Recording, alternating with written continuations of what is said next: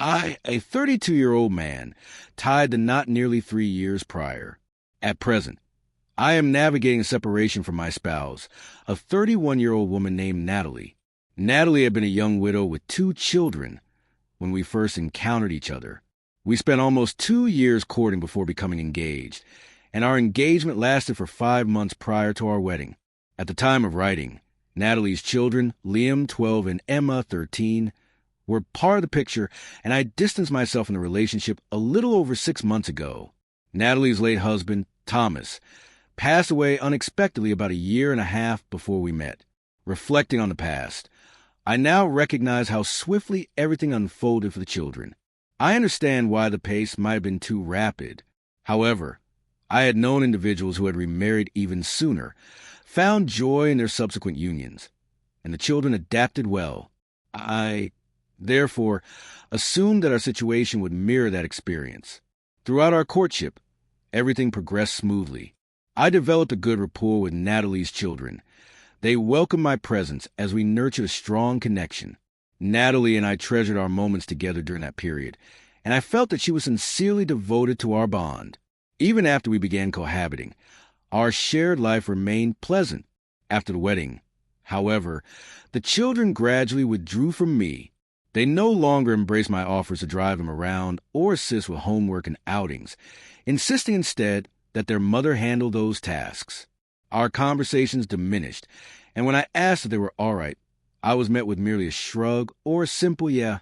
Before the wedding, they had been more forthcoming about both their joys and struggles. I also noticed that they began to focus more on photographs of their late father, arranging his belongings more conspicuously around the common areas. Natalie's parents even remarked that since Thomas had passed, at least during the initial 6 months, they had not seen his photos or mementos exhibited so openly. I never objected to having his photographs or keepsakes on display. When Natalie and I started living together in our new home, I made it clear that they could place his pictures and mementos wherever they preferred. At that time, they chose to keep those items in their private spaces. I admit that I might have been a bit sensitive to these shifts, perhaps not entirely cut out for the dynamics of the situation. At times, I even felt as though they were striving to designate the home as their father's territory. I vividly recall one occasion when Thomas's coffee mug suddenly occupied the seat at the table that I had always chosen for myself.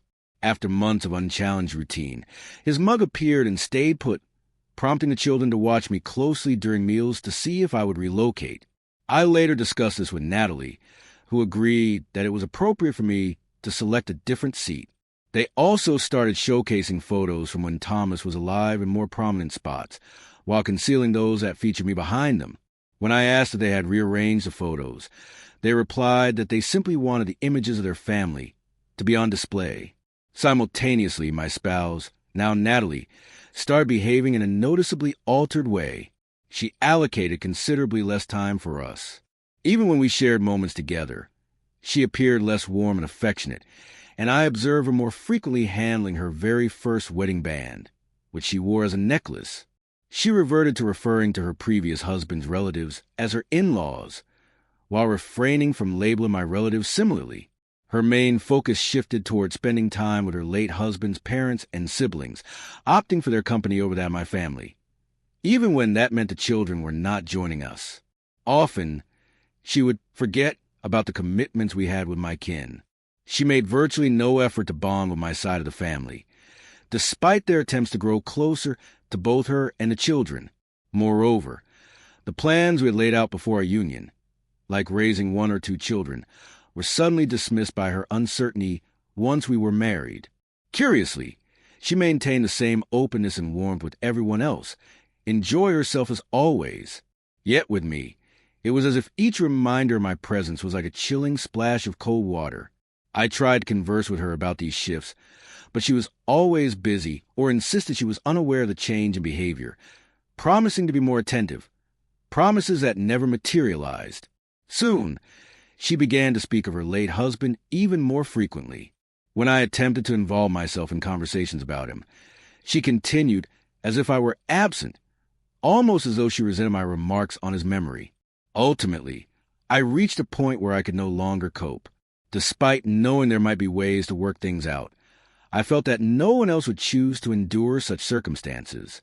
So, I informed Natalie that I couldn't persist any longer and that I wanted a divorce. She initially appeared shocked before asking for reasons, and we briefly discussed it before I left our home. Although we later attended several counseling sessions, she consistently shut down certain topics, which only deepened my resolve. Additionally, the children did not miss me at all.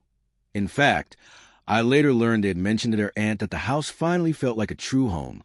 They didn't say it outright, but it was clearly implied. Natalie's parents remained puzzled as to why I didn't stay to fight for our blended family. They claimed I surrendered too quickly, insisting that I knew what I was signing up for when I married their daughter.